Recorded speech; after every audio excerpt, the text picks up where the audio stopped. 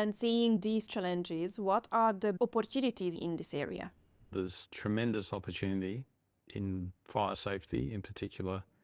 There's so many different ways of adding IoT fire safety outcomes into new buildings or over existing buildings to provide safer and better outcomes for the occupants. And whether they're new technology or the use of data diagnostics, I actually think they're endless. I really encourage a lot of people too, especially if you're already in the fire protection safety industry, you should be thinking about how this can change the world, change communities. Not all of it will, but what can you be doing to create a better outcome?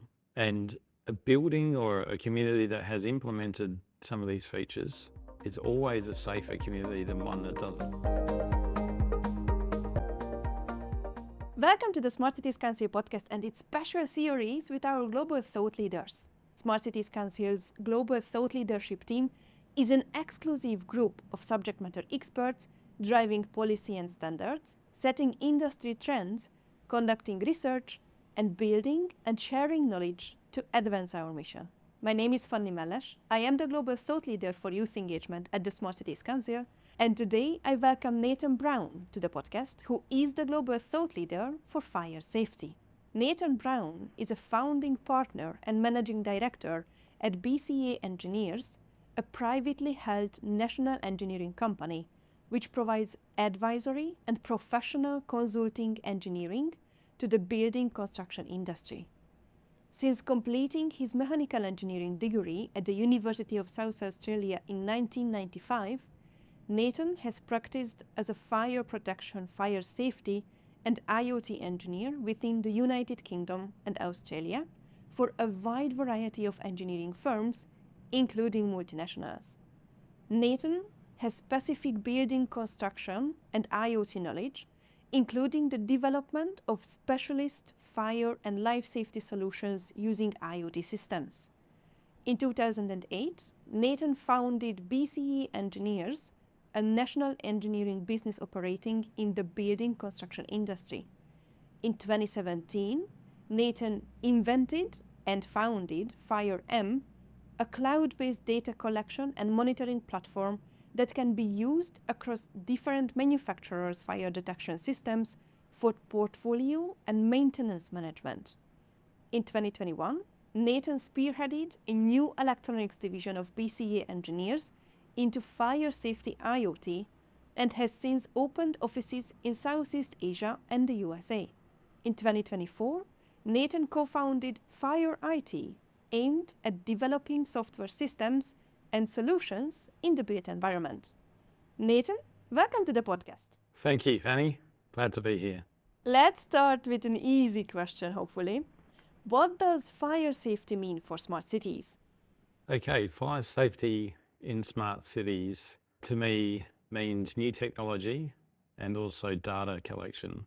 And the use of these new technology and data enables safer communities, reduces maintenance, and also greatly impacts the response time of first responders, such as the fire authorities. Okay, then let's unpack a bit this whole question because it was a big question. Let's start with the city. What does the city mean to you from a fire safety perspective?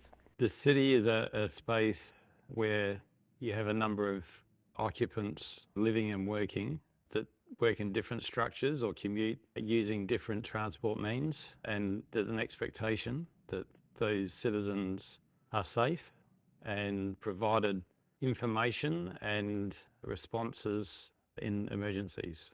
I understand that you approach this from a fire aspect, so it's interesting to hear that information regarding emergency, information safety regarding emergency. It's a refreshing view on how concentrated you are on the message itself.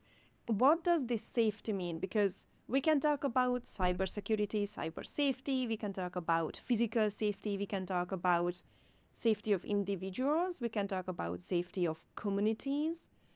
And on the other hand, we can also see that if we only put safety in the forefront, then we can create nightmarish scenarios in the design of cities. For example, as an architect, I can say that if we would only focus on safety, then we would put everybody underground behind bars, making sure that there is no problems. The cars can run over anybody. So I would love to understand, what do you mean by this safety? How we can create this safety in cities? With safety, I really refer to community engagement and to provide safer outcomes. And new technology and data now allows us to provide that. And as an example, and there's many examples here of how new technology and data can provide safer outcomes for communities and citizens. The ghetto, the shanty town, where you've got a high density of people who are severely economically and socially disadvantaged, they are not provided in accommodation which complies or meets fire safety regulations that we would expect in the Western world, as an example. And there are even situations where these communities exist in developed countries. A fire that can outbreak in a ghetto, as an example, could be quite severe. There's no impact, so there's no means to the fire brigade or fire responders to even get in to attend to the fire, because often it's all completely built out. The fire spreads and develops quite quickly, and it could really impact a number of occupants. So we now have technology such as LoRa to satellite communication, which is very inexpensive battery-powered data collectors, which could actually pinpoint the location of these fires. But not only that, then this is relatively inexpensive cost, but you could then use that to provide response for those people within that community. For example, within the fire outbreaking, someone may actually have access to a mobile phone. That would then allow them to be notified that a fire in one of their neighbours or in close proximity to where they're actually living has occurred, and that allows the community in that location to respond and potentially deal with a fire and potentially save lives. We've never had this opportunity before to even look at something like this, and this is just one example of how community safety can be significantly increased. Not only that, then in terms of the fire response, they could also be provided that information to first responders so that they actually know where the location of the fire is. So there's a lot of benefits for new technology, IoT, and we can talk later about some of the reasons why it's hard for adoption of some of this and integration. Another example I would talk about would possibly be in more of a building type or a compound. Maybe you've got a number of high-rise accommodation and you have, again, probably a lot of people from different nationalities, ethnicities, and so on. And the density of living is such that fire safety and an outbreak of fire would have a significant impact to those occupants. We know that in the developed world that we have already fire systems. So we already have detection systems and fire sprinkler systems, fire compartmentation and so on. We have all these different levels of fire protection. But what we don't have, and what IoT provides and smart cities provide, is providing data that can assist in this community response. Even in those situations, you might be an occupant on the sixth floor of a 25-story building. There's potentially an opportunity to just transmit the location of the alarm of that particular occupancy to the people on the rest of the occupancies on that floor, and then they could respond as a good neighbour, as a community, knock on the door or whatever else in trying to understand if there's an issue, and actually intervening and being proactive rather than relying on the fire brigade to attend. And we know that in especially accommodation buildings that occupants do not tend to move even on an alarm. They will respond quickly though if there are other people alerting them to what's happening and directing them to evacuate. So we can't really underestimate the value of new technology and data being implemented into smart cities. And right now this has not been done, and it's something that I feel quite passionate about. So that's one of the main outcomes that we can have from a smart community, or a smart city, using fire safety. Another one is maintenance. There's a lot of time wasted. Let's not say wasted, but fire systems, especially in developed countries, are highly regulated. They need regular maintenance. And often this maintenance is quite mundane and ultimately overbearing, especially in communities where there is limited resource to undertake these activities or where the cost of labour is extremely high. I give you an example in Singapore. It's a tiny island, it's a city-state, and they have an ageing demographic. They have limited space, even accommodating new workers and so on.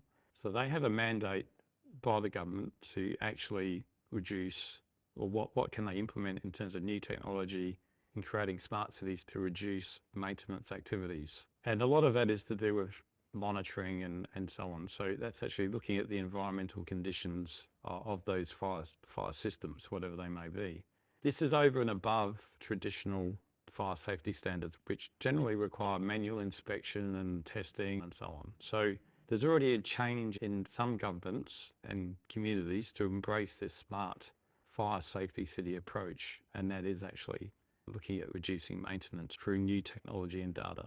The third that I'd like to talk about is the impact that this sort of a smart city for fire safety would have on the fire response or any emergency response. And as an example, in the developed world right now, in pretty well every single building that has to be connected to the fire brigade. So when there's a fire alarm in a high-risk building, which would be deemed as a high-rise residential, a hospital, a train station, or a high-rise office building, etc., these buildings are all connected automatically to raise an alarm to the fire authority. Something like 95% of all fire alarms, automatic fire alarms, are false alarms. Okay, so 95% of every time you see a fire brigade sirens flashing and so on, they are not attending a real fire. They're actually just going to a false alarm. Okay. Unfortunately, the way the standards and it's all regulated at the moment is that they have to respond to any alarm, and there's no reinforcement of what those alarms actually are, other than, hey, I've got a building fire, this is where the building is, please turn up. That's a limit of where we are right now. But with new technology and data aggregation, you can actually start to provide a bit more information. So what it may look like is this is the building on fire, this is the particular room on fire, this is where you access the building, this is where the water supplies are, etc. So the fire brigade on dispatch would be given all of this information, okay, so they know where the fire alarm source is and so on. The next level of response would be to then reinforce that data. But now we could actually be taking other information such as temperature sensors in the building, just as an example, which have nothing to do with the fire system, they're used for air conditioning. But if those temperature sensors were, say, increasing in temperature, that alone can be used to positively reinforce that there is an incident happening in that building.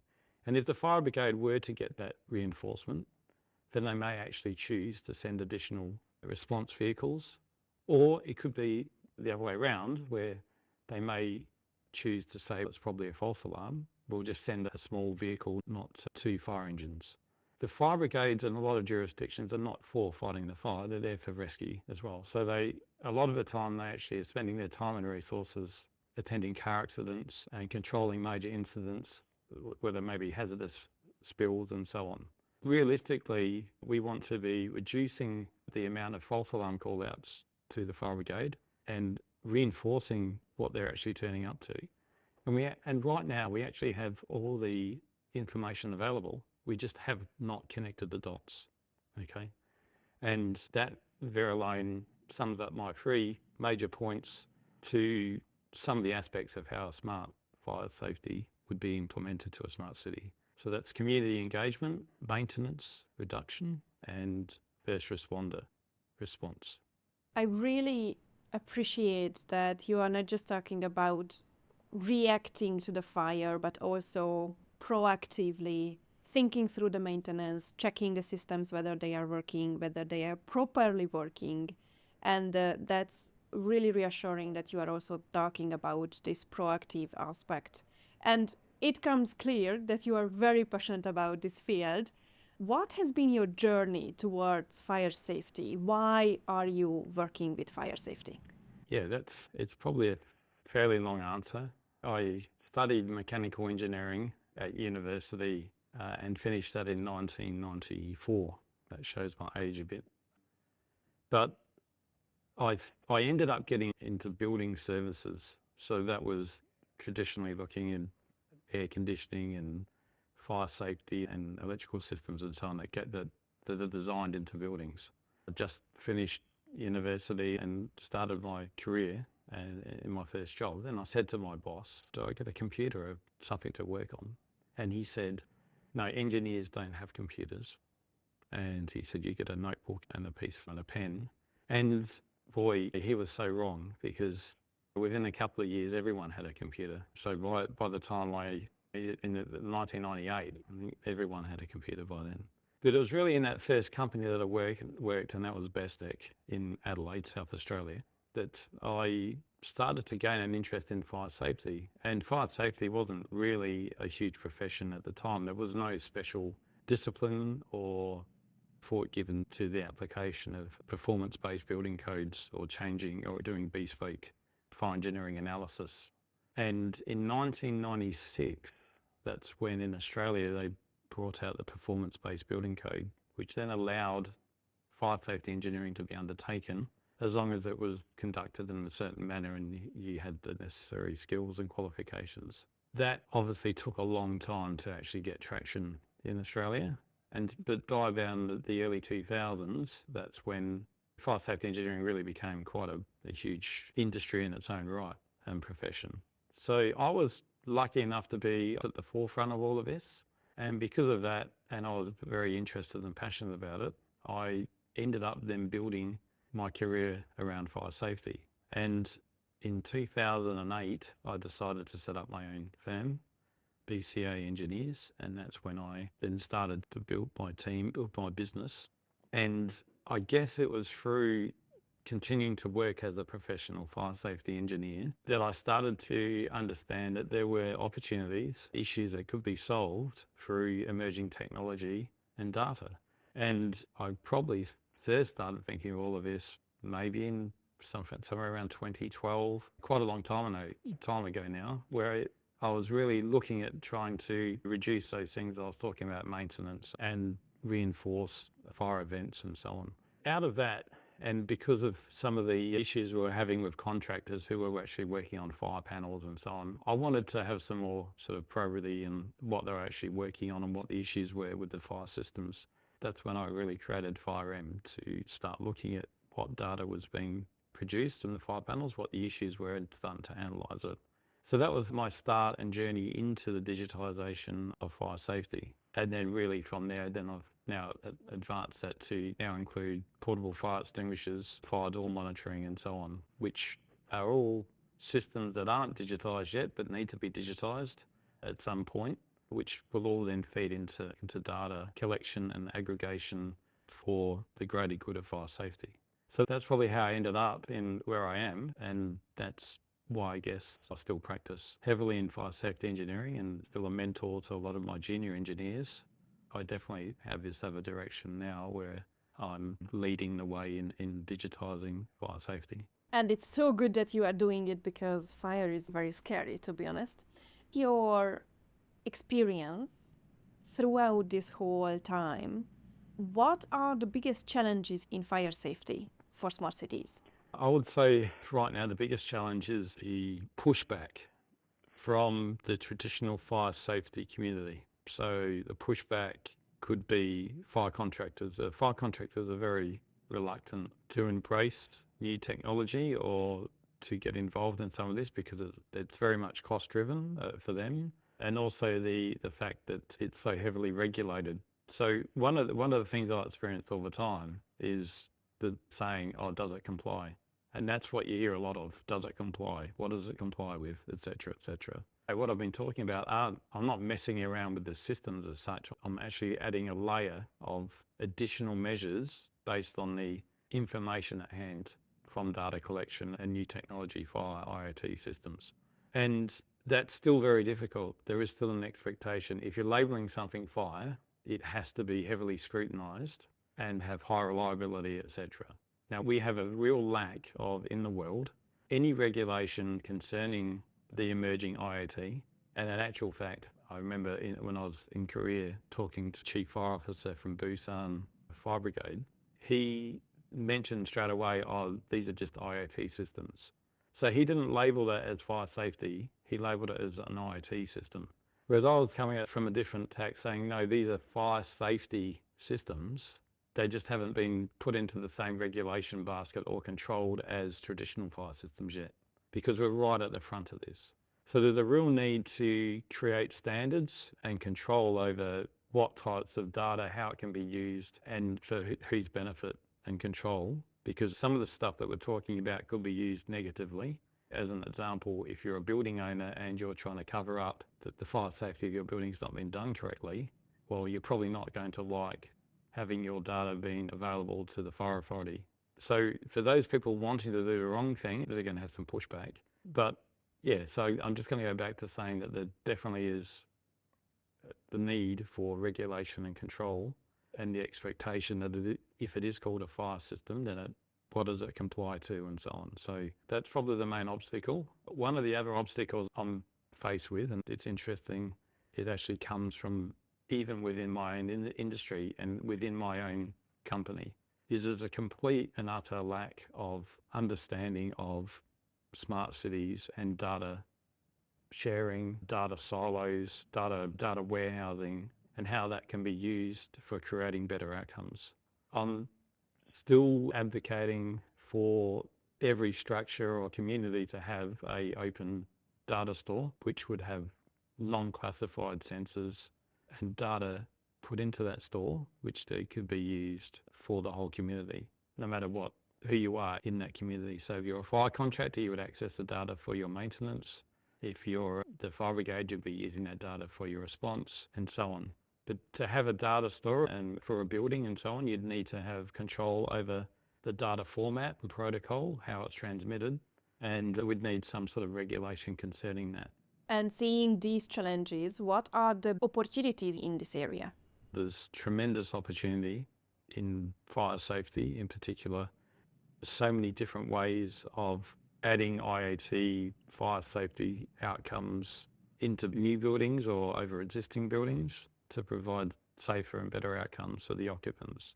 And whether they're new technology or the use of data diagnostics, I actually think they're endless. And I don't want to start reeling off all of my ideas because they're my ideas, but if people start getting into this space, and I really encourage a lot of people to, especially if you're already in the fire protection safety industry, you should be thinking about how this can change the world, change communities. Not all of it will, but what can you be doing to create a better outcome? And a building or a community that has implemented some of these features is always a safer community than one that doesn't. And just jumping on this recommendation, what would you recommend for someone who wants to know more about this field? How they can learn more? I think they'll need to get involved in some of the data or software data industry, which would be they could undertake some of the free seminars offered by AWS or Google as an example to start to understand data and data connectors. But also if you were coming in from outside but didn't have any understanding of fire safety, you'd also have to get an appreciation of what fire safety is and what fire protection systems are and so on. So it's probably complex. It would probably be people who are already in the industry, either from the side of data scientists or network type engineers to electronics engineers, and then crossing over into fire safety or vice versa.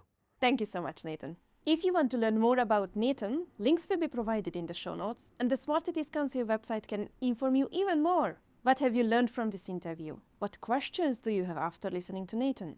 What would you like to know more about? Let us know on the Smart Cities Council's website or on LinkedIn.